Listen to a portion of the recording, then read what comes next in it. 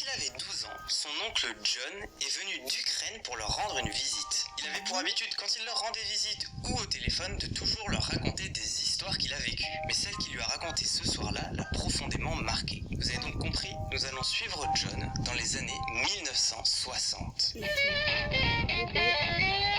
On était donc au cœur de l'URSS et John voyageait en train d'un village à un autre pour rendre visite à sa famille. Il devait faire un changement de train à un moment et il a donc été déposé sur une gare, mais elle ressemblait plus à une petite plateforme perdue au milieu de nulle part avec une simple hutte. Il faisait nuit et c'était en plein milieu de l'hiver. Le temps passe et il n'y a toujours pas de signe du train qui devait récupérer John. Du coup, il commençait un petit peu à s'inquiéter car le froid commençait vraiment à devenir glacial et intenable. Le moment où il se questionnait sur où il allait dormir et qu'est-ce qu'il allait manger, une vieille femme est apparue depuis la pénombre. Elle s'est approchée et lui a demandé quel train il attendait exactement. Après avoir eu sa réponse, elle lui a dit qu'il pouvait toujours attendre car il n'y aurait pas d'autre train avant demain. Du coup, John est dépité, mais heureusement, la vieille femme enchaîne en lui proposant de l'héberger chez elle. Elle lui a donc dit qu'elle lui offrirait un bon repas et une chambre, il suffisait de marcher. Mais le seul chemin qui partait de cette gare partait dans une forêt extrêmement sombre.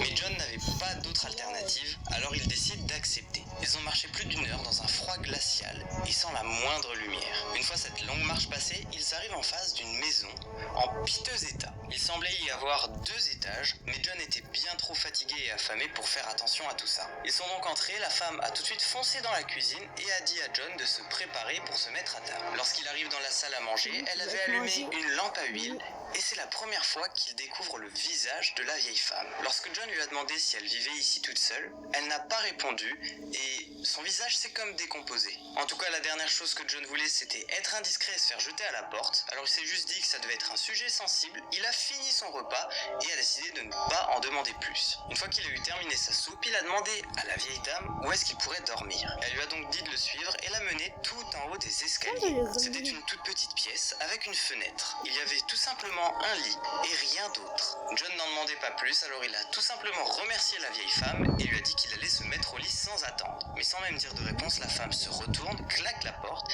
et la ferme à clé. Elle ne lui avait même pas laissé de lampe, ce qui laissait John totalement dans le noir. Il était effrayé et quelques secondes à peine le temps d'interpréter les choses, il se jette à la porte et essaye d'appeler la vieille femme. Il regarde par la serrure et la voit descendre dans les escaliers en chantonnant. Mais là où John est très fort, c'est qu'il a essayé de se rassurer, de rationaliser, il s'est tout simplement dit qu'elle vit toute seule et c'est tout simplement par habitude qu'elle a fermé cette porte, elle n'a pas fait attention, elle lui réouvrira demain matin. Il pose donc sa valise dans un coin et décide de se mettre sur le lit. Mais il n'arrivait pas à trouver le sommeil car il se rend compte qu'il n'était tout simplement pas allé aux toilettes. L'envie était trop forte, il n'arrivait pas du tout à dormir à cause de ça, alors il décide de chercher un pot de chambre ou tout simplement un vase dans lequel il pourrait faire pipi, n'importe quoi, il fallait que ça sorte. La pièce était totalement vide, mais il a quand même vérifié, il ne restait plus qu'à regarder sous le lit. Il s'est donc couché à 4 pattes et a commencé à passer le bras sous le lit. Mais ce qu'il a trouvé va totalement le laisser sous le choc. Il tire quelque chose qui semblait très lourd jusqu'à la lumière de la fenêtre pour en être sûr. Il s'agissait d'un cadavre. Il devait être assez récent car il n'avait pas commencé à se décomposer. Il lui fallait trouver un moyen de sortir.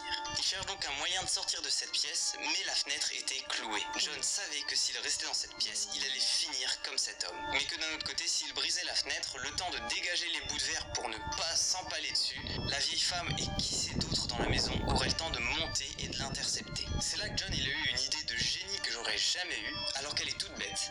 Il a glissé l'homme sous la couette du lit et a décidé d'attendre caché sous le lit à la place du cadavre. Et c'est la peur au ventre qu'il a attendu environ plus d'1 heure avant d'entendre des bruits de pas dans l'escalier.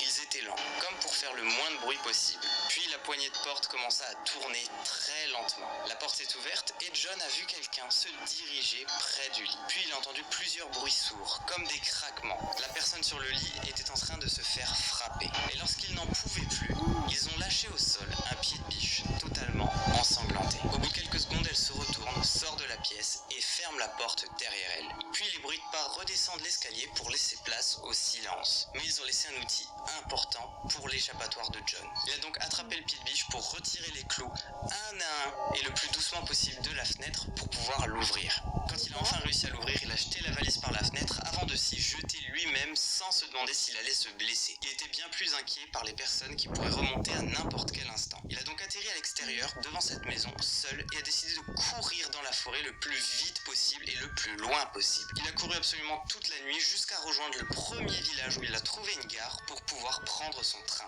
Puis John s'est endormi à l'intérieur, mais n'a jamais eu de nouvelles de cette maison. Car il explique qu'en URSS à cette époque, s'il avait prévenu la police, il aurait eu autant de chances d'avoir des problèmes, voire plus que cette famille. Mais à partir de cette fois-là, il a décidé de prendre un autre trajet, de ne plus emprunter ce train pour pouvoir se rendre dans sa famille.